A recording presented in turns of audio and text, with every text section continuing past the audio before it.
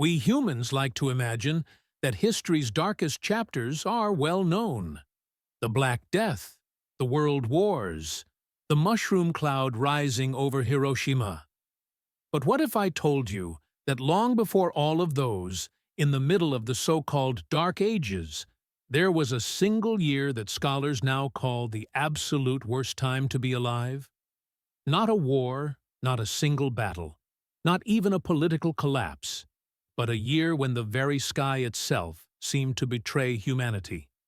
That year was 536 AD.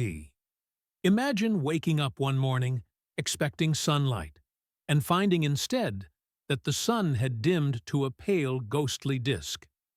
Daylight resembled dusk, and the nights seemed to fall earlier with each passing day.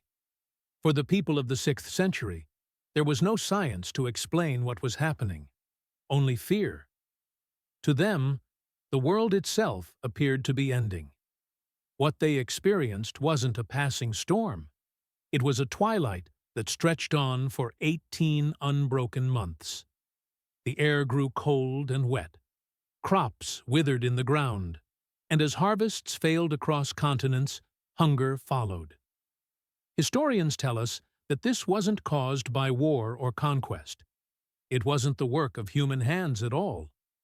Modern science points instead to the Earth itself, a massive volcanic eruption, or perhaps several eruptions, that sent ash and sulfur into the atmosphere. These particles formed a veil around the globe, blocking the sun and casting the northern hemisphere into near darkness. Ice core samples taken from Greenland and Antarctica show sudden spikes in volcanic debris right at this moment in history. And the chronicles from the people who lived through it confirm the horror. Procopius, the Byzantine historian, wrote, "The sun gave forth its light without brightness, like the moon, during the whole year." In Ireland, annals describe years when bread failed. In China, summer snow fell from the sky, and fields lay barren. In the Middle East, frost covered lands that should have been warm. To a farmer staring out at a wasted crop, or a merchant watching empty markets collapse, it must have felt like a curse. The misery spread quickly. Without harvests, trade slowed. Cities that once thrived on bustling markets and flowing grain were silenced. People slaughtered their last animals, consumed the seed grain meant for next year, and still found themselves starving. Violence began to creep into daily life. Food riots broke out.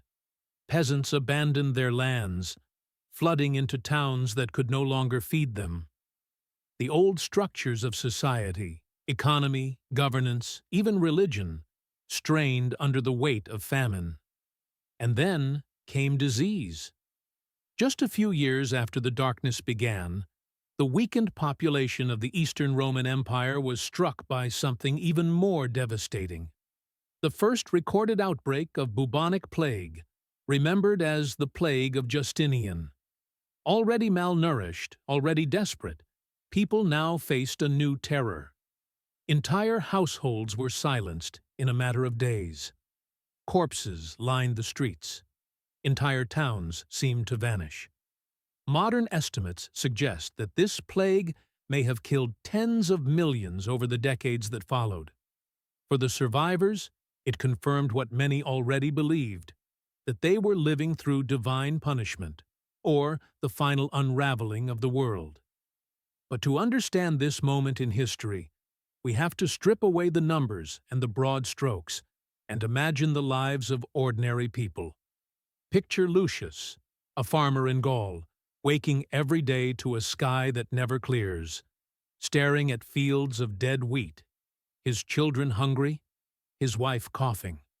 Or Daria, a young girl in Constantinople, who presses her ear against the wall of her home as plague sweeps through her city, listening to the silence where once she heard the bustle of neighbors. Or Eleazar, a Jewish merchant carrying spices from Syria, once a man of wealth and connection, now turned away at borders because no city dares to welcome outsiders in a time of famine and disease. For them, 536 wasn't just a year. It was a world where the sun had died, food was gone, and hope itself was slipping away. And what makes this moment even more haunting is that it didn't end quickly. Tree ring records show that the cold decades continued into the 540s, worsened by more volcanic eruptions in 540 and 547. For generation after generation, the scars of 536 defined daily life. This wasn't just a local disaster. It was a global crisis. Trade collapsed. Migration surged. Kingdoms and empires staggered. In Scandinavia, entire villages were abandoned. In Britain, kingdoms fell into disarray. Across Asia, dynasties struggled to contain unrest. The earth itself had changed the balance of civilization. And yet, somehow, humanity endured. We carried stories of the darkened sun across centuries, written in chronicles and whispered in folklore. And now, modern science allows us to piece together what those people could never have understood.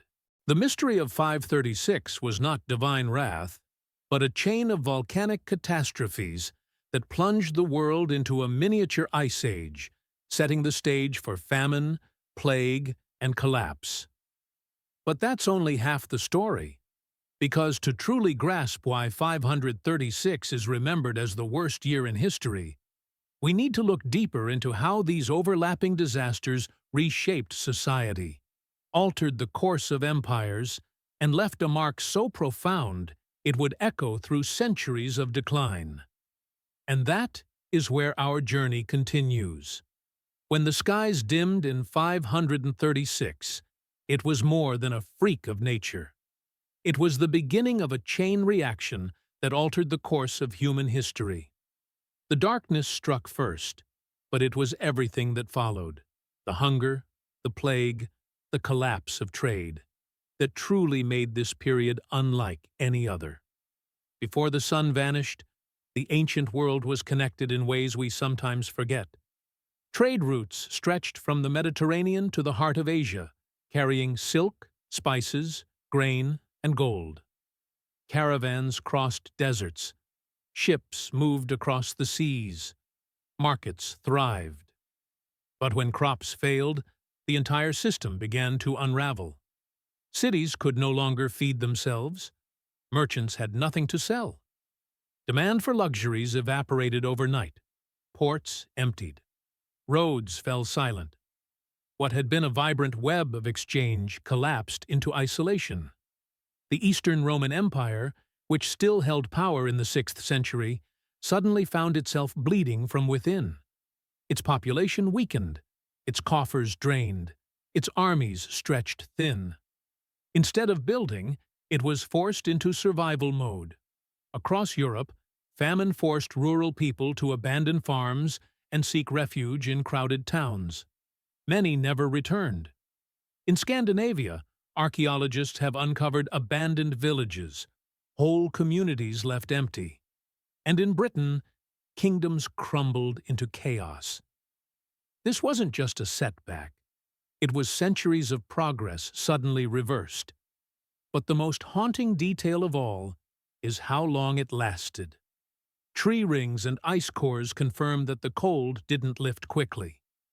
Another volcanic eruption in 540, and yet another in 547, deepened the misery. The 6th century became one of the coldest periods of the last 2,000 years. Recovery was slow, uneven, and often brutal. In some regions, it took until the late 600s, or even the early 700s, before stability and growth returned. That's nearly 200 years where entire generations were born, lived, and died under the shadow of a catastrophe they had no way to explain. So how do we measure the suffering of 536 against other disasters? Historians often point to the year without a summer in 1816, caused by the eruption of Mount Tambora. That event plunged Europe and North America into crop failures and food shortages. People suffered, but societies endured. By then, humanity had printing presses, scientific understanding, governments with the capacity to respond. Or consider the Black Death in the 14th century, which claimed the lives of more than 75 million people. As horrific as it came during a time of intellectual and cultural rebirth, and it led to new ways of thinking about medicine, labor, and society. What makes 536 different is the perfect storm. A mysterious and inexplicable darkness, global crop failures, mass starvation, the collapse of economies and trade, and then, as if that wasn't enough, the arrival of one of history's deadliest pandemics. All of it striking populations that had no scientific framework, no infrastructure, and no understanding of what they were facing. It was not just a bad year, it was an unraveling of the world itself. And when you think about what it felt like to live through it, the scale of despair is hard to comprehend. Imagine you're a child growing up during this time. You have no memory of sunlight. You've never seen a full harvest. Your parents whisper about the gods being angry, about the end of days. And everywhere you turn, there's loss. Neighbors gone, markets empty, the silence of disease. For those who lived in 536, hope was not a given. Survival itself was a miracle. Yet humanity did survive. That is perhaps the most astonishing fact of all. Through hunger, plague, and collapse, people endured. They adapted. They passed down their stories. And though entire kingdoms fell, though empires struggled to hold on, the species carried forward. We are here today because countless nameless survivors found a way to outlast a nightmare that lasted not just a year, but a generation. And that leaves us with a question. We often look at our modern world, climate shifts, pandemics, political turmoil, and wonder if we are living through the worst of times. But when you compare today's chaos to the darkness of 536, it offers a different perspective. We have science, we have medicine, we have global communication. We have the ability to understand and respond.